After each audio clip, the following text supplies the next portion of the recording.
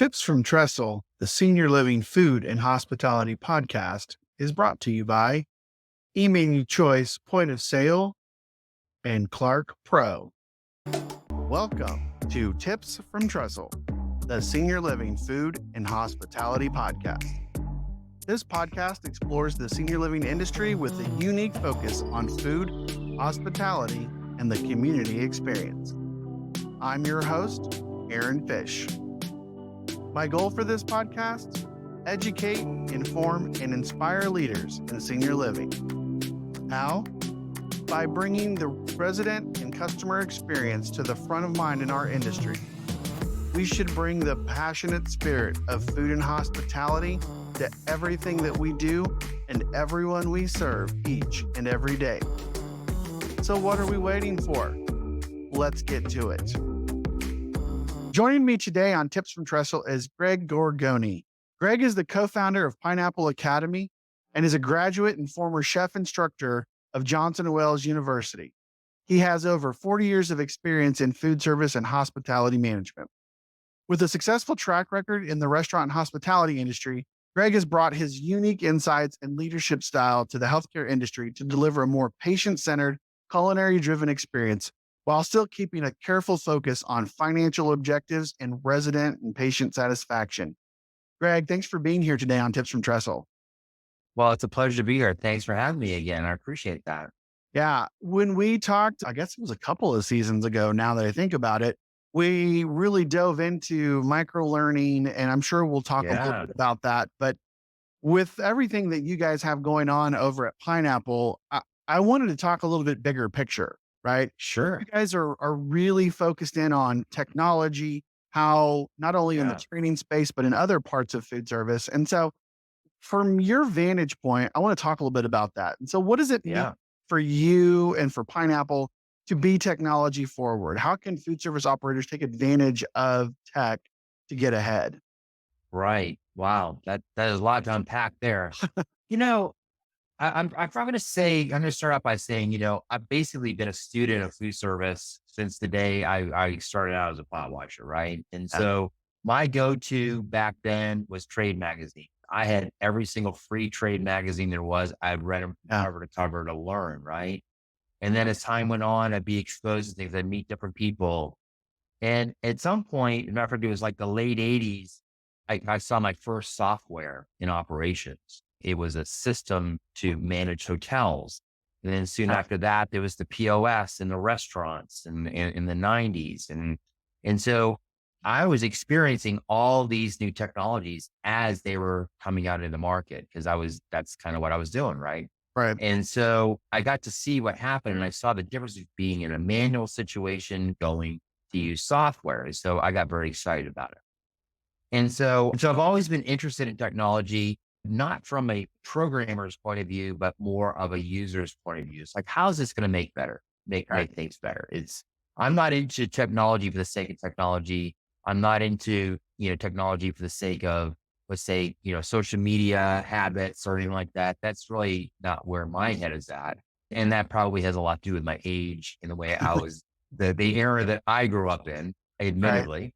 But, the one thing I realized after doing consulting work for a number of years was you can't be in every location every day. It's impossible to scale the knowledge that is needed to transport from those of us that have been doing this work, been in education, been in operations, mentoring, whatever. You can't scale it fast enough to meet what's going on in the world. And I think COVID really demonstrated that is the fact. And so, I'm happy to say that we actually started our business before COVID started, but COVID made us better because it really forced us to realize, think of it in terms of scaling. It really forced us about having applicable content, and it forced us to deliver the content in ways we never even knew existed that were out there. And so we started out to be a content provider. We wanted to show, hey, you want to know how to slice and dice an onion? Here's a video. Hey, you want to learn how to clean the kitchen? Here's a cleaning video. You want to stay on top of CMS regulatory compliances? Here's a series of videos that to share with your team so you can stay compliant. We did the same thing in the hospital space. And so after a while, you begin to realize that really what we're providing to people is the ability to deliver digital content in many, many different forms to different Mhm. places. I'll give you an example. So when we first started out, we had a contract with a learning platform that we liked and still like it to this day. And we talk to them from time to time. And yet the problem was as soon as you start talking to a hospital, they're on a different system and they don't Yeah. want to run multiple systems. And so one thing leads to another. And pretty soon our technology development became more important than shooting videos. I spent 3 years of my life shooting videos pretty much every month to build, we have a library of over 50 hours of continuous content right now. And I'm in a lot of it, or I was producing it or directing it, or certainly directly involved in it, regardless. And so that is not a sustainable track because the other thing you realize is that you cannot meet the expectations or the needs of every type of organization.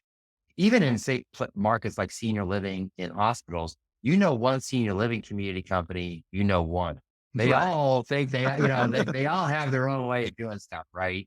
But the fundamentals like slicing and dicing and cleaning, those are kind of non-negotiables. And so we focused on initially the fundamentals because I knew that I could not put out a meatloaf recipe that everybody was going to want. Some people want brown gravy. Some people want the tomato sauce. Some people want ketchup. Some people don't want any of that. Some want an onion sauce. So it's sort of like, I can't sit here and create a meatloaf recipe for every single application that's out there. It's just not, it doesn't go anywhere. It doesn't do anything. Yeah. And so what happened with us, we kind of realized like, we need to have more technology. We actually need to make this easier for people to adopt. We need to make this simpler so that everybody can get in on this because the feedback we got was so positive. People love the 5 minute or less videos. Our student scores are super high. I think right now we're at about a 4.7 out of 5. I Oh, mean, they wow. like the content. They like the way it Great. feels. They like how quick and easy it is. And it's right to the point. They love all that stuff. So we created kind of a standard for training, which I'm really proud of. But we also know we can't shoot video for everybody. It's just not, you can't scale that. It's impossible. Yeah. And so you talk to one customer, they're like, well, you know what? I love all of this stuff, but I need other content. How do I do that? So that got us into the business of two things. One was meeting other people who had content already that we could host and get out there and kind of be a hosting platform. But we also realized a lot of customers want to shoot their own video. Mhm. So now let's say Aaron's Diner, Aaron, you're like, yeah, give me the hand washing, give me all these fundamentals because I know you guys have all this stuff. But hey, I need to have my own training videos because I have my own brand standards. I have my own way I set the dining room tables. I Yeah. have my own way of making my meatloaf, whatever. So we're like, wow, that's pretty cool. So we go to our CTO Scott Puckett and you go, hey Scott, how do we do this? And of course he noodles on it, and he's one of these guys. He's an amazing engineer, and so he's very thoughtful and he thinks about it for a while, and then suddenly he comes on. And he goes, we could do this, this, and this, and then Tucker and I would be like, wow, that's pretty cool. Let's try it. So we Yeah. try it, and then the next thing you know, so now what you is a platform that's out today that Mhm. is going to be changing again in a few months. But the punchline is this: by this summer, not only will you be able to use our content, but you're also going to be able to shoot and upload your own content with an authoring tool yourself. Yeah. So now the conversations can go to many, many different types of operations, whether it's food manufacturing, equipment manufacturing, operations, hotels, anybody where there's a doingness that has to be done, plant operations, maintenance, wherever people are on their feet having to do work and they're not sitting at a desk like you and I are, where we get our education and get our information, where you have to be out in the space to work. Those are the type of businesses that what we have now can help them. Now, they might not need our content, but the technology now that we built is scalable really to just about any business. Yeah. And one of the things you said early on that caught my attention was that you talked about your experience in your kind of dealing with the evolution of technology. And Yeah. I feel like I experienced the same thing in senior living Yeah. as your living adjusted, right? We're Yeah. kind of always behind the 8 ball, if you will, like when adopting technology. But I feel like we've, as an industry, realized that we need to catch up, and we've tried to Yeah. push to catch up. And what you're talking about makes so much sense because I know as an operator at one point, we were creating our own training videos. We had our own brands, Yes. all those things. And there was a need for being able to put them on a platform that made sense. And we struggled with that a little bit because Yeah. some of the tools we used were clunky. And so I knowing all of that and having kind of lived through that experience and knowing how you've got the feedback from your customers, how do you think leadership can take advantage of something like this, or how should they get involved to get the right Yeah. results with this process? Because it's one thing That's a great question. to make videos, right? But it's another thing to Right. do it in the right way and build the right Correct. set of programs. You're absolutely right. And so let's distinguish, you know, what as operators, and my guess is most of your audience that's listening to this are operators or in management and some sort. But the fact of the matter is there is a function that HR has to do from a regulatory compliance and a legal point of view that we have called for years onboarding. Yeah. Well, onboarding is really the act of that person coming into the organization. Okay. Those are all valid. Those are all things that have to get done. Now, I would say from a company's point of view, as a leadership point of view, let's make that experience really meaningful to the point where, as you come in, your time clock is set up. You have your badge, you have your uniform, you have your locker room, assignment. You have all your fundamentals to make you comfortable, when you're at work. Maybe there's a welcome meeting with the leader, the executive director or the president of the company or something, grabbing a cup of coffee with them, and you're trying to build that culture feeling with that new hire. But now that person now needs to go from being now a paid employee at an organization to holding a position, a role in the organization. Yeah. It means coming into someone's department. What does that look like? Well, that has always been in the food service industry for years, was this shadowing thing, where, Aaron's first day, hey, you get assigned to Greg. Greg's going to take you around and go, hey, Aaron, here's where the ice is. And you just kind of follow me and you're standing there, taking orders from the customers or in the kitchen or wherever you're working. And it's let's face it, it is a hit or miss situation. I can be a great trainer. Yeah. Or I could just be the guy that showed up for work that day.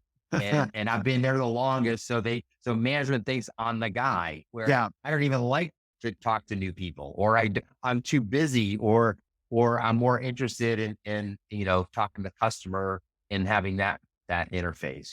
It's pulling that human element out of it, right? Like you trust them to do the job well, but at the same time, like, even if it's a great trainer, if they have a bad day, it all is going to go downhill. Technology continues to drive changes in senior care, and that includes food service. eMenu Choice is an award-winning point-of-service application for managing the dining function in senior living communities. This mobile, touchscreen-enabled software enhances the dining experience for residents while streamlining processes for staff. The flexibility and functionality of eMenu Choice makes it an effective solution for any type of senior living environment, from independent and assisted living to skilled nursing facilities. It works for production kitchens or restaurant-style service with options for per meal or a la carte pricing, and accommodates a variety of payments, including bill to account, meal credits, and credit cards. Created by a senior care provider with more than a century of experience serving older adults, eMenu Choice eliminates communication barriers between staff and residents while enabling person-centered choices and greater resident satisfaction. eMenu Choice, transforming dining for senior living. Exactly. So you're the new guy and you're looking at Greg going, and you're wondering, is this where I'm going with all this? That I'm going to turn into this, sour old man or something? I mean, I don't know. I mean, Yeah. these are, I know that goes through my head back in the day. I'm like, this place, is this really, the environment? Is this a good environment? So what the video does, it's a curated thing. There's a science behind it. And so to answer your question, in leadership, you have to recognize there's an HR function and then there's a learning and development function. Yeah. They're very different worlds. Okay. Now, some people would argue it's like, oh, well, HR is L&D or L&D is HR. It'd be great to think that that's true, but it has not been our experience to date that is what you see out there in the workaday world. Right. And that's not a criticism. It's just, it is what it is. Yeah. So you got to think to yourself as a leader, like, who is going to help me curate the training lineup for my organization, department by department? Okay. And so the good news is there are actual fractional L&D directors out there. There are people, who have retired or they just love having multiple clients and multiple challenges in their lives. And, kind of like you being a fractional F&B director for a company or a fractional executive chef for a company. It's the same kind of a situation. And so now you've got someone you can talk to and go, okay, here's my learning objectives. Here's what we've been doing. And then that person can work with you to build a lineup of everything that you need to do.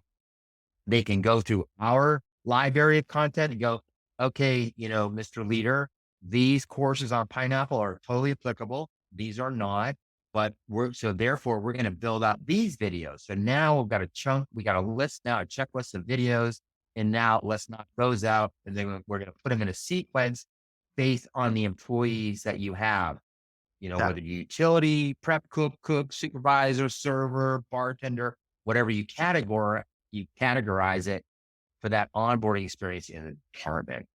Yeah. And so, and certainly we would certainly love to help you with that. We have that ability, but you don't have to come to us for it. But what you are going to need is someone to host that stuff and be able to deliver it in a way that is easy to manage. Because, if you think you're going to put your stuff on YouTube or Vimeo or something like that, you have to stop and think, what are my employees looking at? Right. Do I want to give them a feeling of a customization, feeling that, it's like we're going into a situation where people are going to be able to look at videos. They won't even know they're in Pineapple Academy. They're going to look like they're in their companies.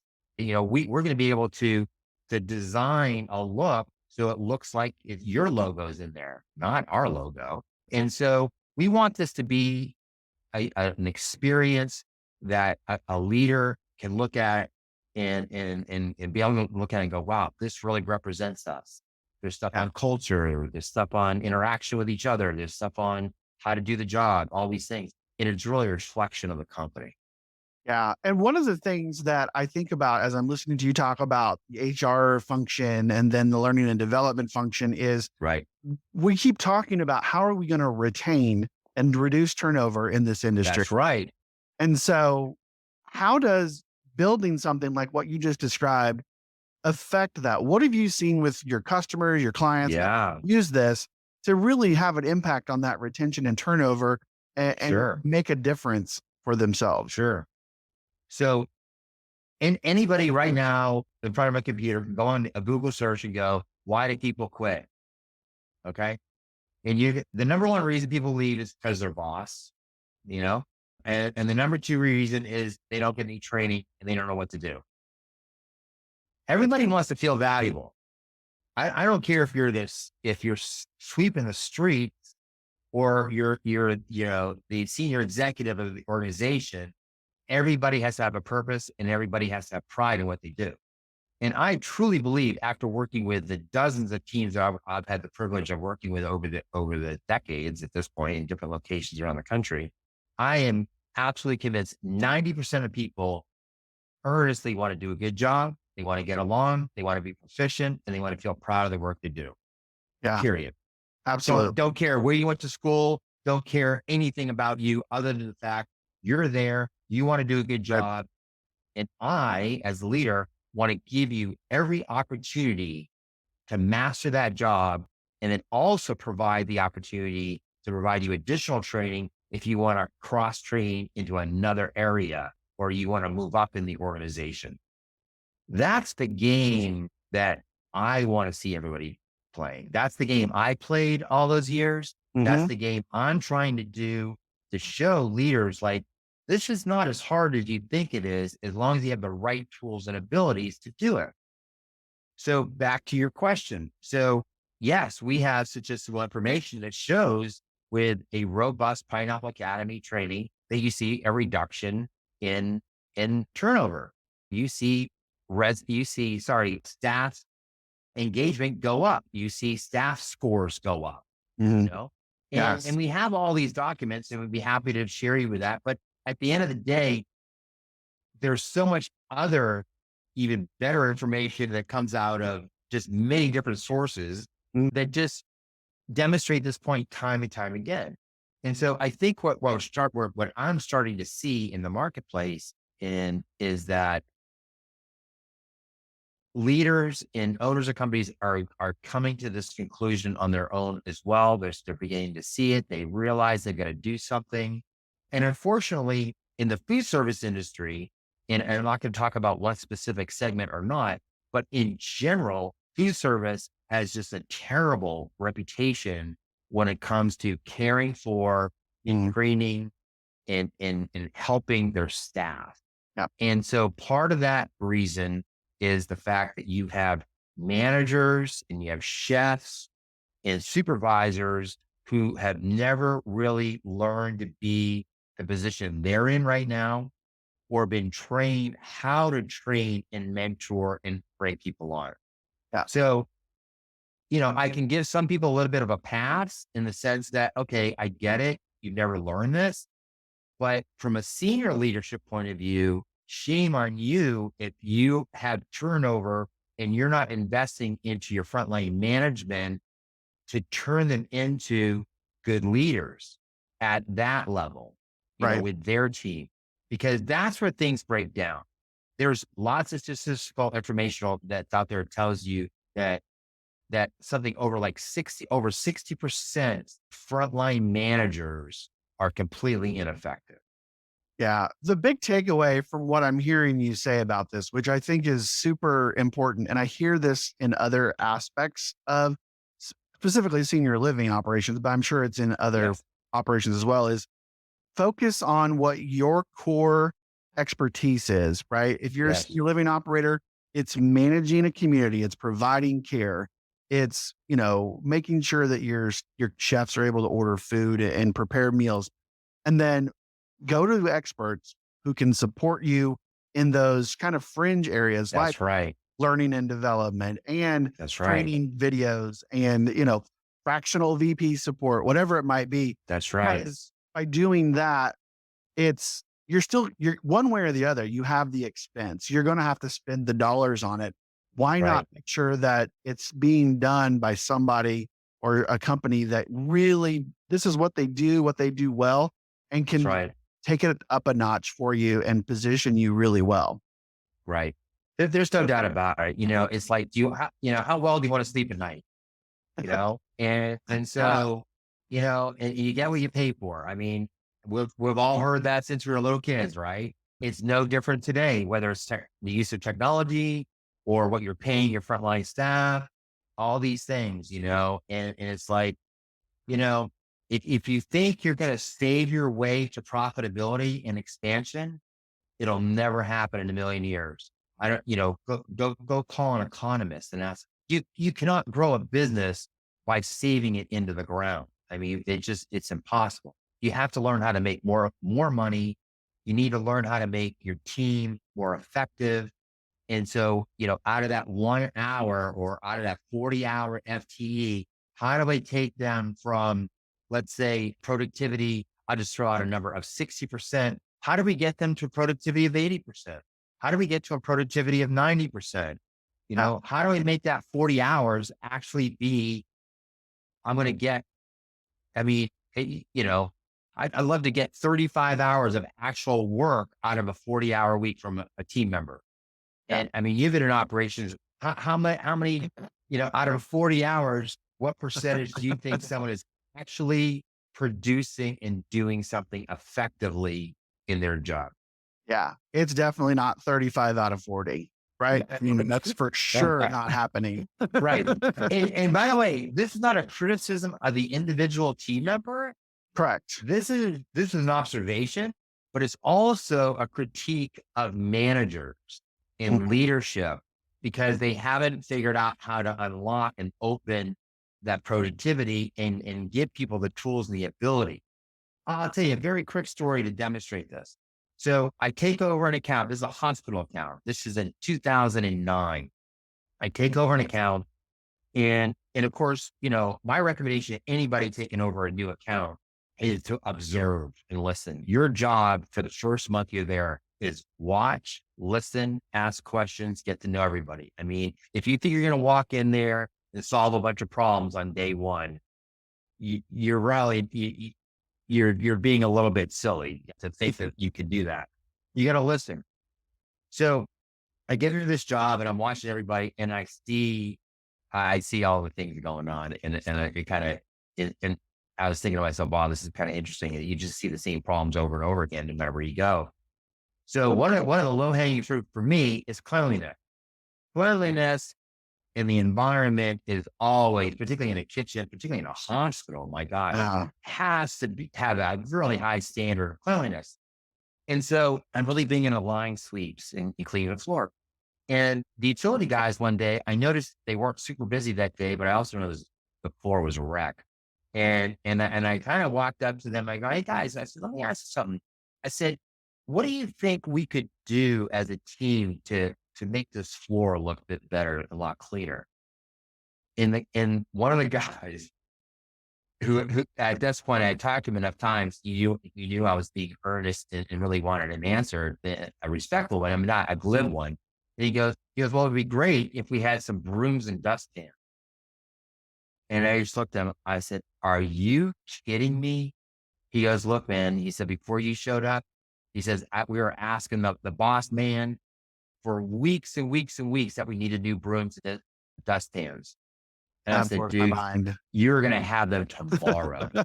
So my chef's on the phone with on the order for the next day. He goes, throw some brooms and dustpans. But this is the point I'm trying to make. It's like you assume things about your team sometimes. And we assume, oh, they're lazy or they don't get it or they don't work or they whatever. Guess what? It is not what is going on. What's going on is they don't have the tools. They don't have the leadership. They don't know what the standards are. They don't know what expectations are. It's never been explained to them. Yeah. They even speak different languages. They don't even use the same nomenclature sometimes in an operation. I mean, I'm sure you notice the difference between a restaurant person walking into a senior living community to work versus someone who rose up through senior living. They don't have the same vocabulary. They don't speak the same way. Right. And yet the work is exactly the same. Exactly. Right? No, for sure. So as we kind of wrap up here, I want to get your kind of big takeaway in all of this, because we covered a lot of ground here with technology and how leaders can embrace it. For you, if you're looking at that CEO or that VP and they want to figure out, how do I do these things that Greg's talking about? What would that be for them? The first thing I would say to any leader about initiatives like these is get yourself a project manager, get you somebody, whether it's a consultant or somebody internal or someone who's going to get champion, who's going to run this thing for you. Because any new project that does not have a project manager becomes everybody's problem. And suddenly it never goes anywhere. So I can promise you that whether it's use of technology, whether it's training or a new menu or a new whatever you're doing, if you don't have somebody who's driving that plan, then it isn't going to happen. Yeah. And so, and you said it very well earlier. It's like, you have to kind of realize, like, look at the resources you have and go, okay, do I have somebody on my team that can really do this, and be honest about it? And even talk to that person if you think they're right or not. If they're not, then go find yourself somebody, bring them on for X amount of hours and go, hey, here's what I want to do. And this is what I want to build. Because everybody is so busy. Everybody has hair on fire from time to time. You got inspectors coming in, you got this, you got that. I mean, situations that occur. And so every time that happens is another day. The vision doesn't happen. And we can make excuses all day long. Yeah. And so have a champion. That's my number one thing. And ask lots of questions. Absolutely. No, champions are so important. So, Greg, this has been an awesome conversation. I always love when we get a chance to catch up. Tell me how our listeners can learn more about Pineapple Academy, about the things you're talking about and the technology services that you're getting and rolling out for the Sure. So really, really happy to announce, Pina Free, which is our platform. The new program's coming out sometime in May. We're sitting on our new platform right now. So if you just need information, info@pineappleacademy.com. Go to the website, pineappleacademy.com. If you want to get a hold of me, it's greg@pineapple.com. If you want to talk to someone in sales, it's sales@pineapple academy.com. So we're really easy to communicate with. We're all over social media. We have a website. So we're easy to get a hold of. Perfect. Well, Greg, again, thank you so much for sharing all of this. I mean, I think it's really important that we embrace this technology and really take advantage of the expertise that you guys offer and the industry can provide. So thanks for joining us today on Tips from Trestle. My pleasure. Thank you. So there it is, everybody. Another one in the books. Thanks again for tuning in. Please follow, like, and subscribe on YouTube, Spotify, Apple, or wherever you get your podcasts. And be sure to follow us on social media at Tips from Trestle. You can also learn more about the work I do by following me on LinkedIn, Twitter, Instagram, and even TikTok. And be sure to check out Trestle Hospitality Concepts at www.trestle. I'm your host, Aaron Fish, and this has been another episode of Tips from Trestle.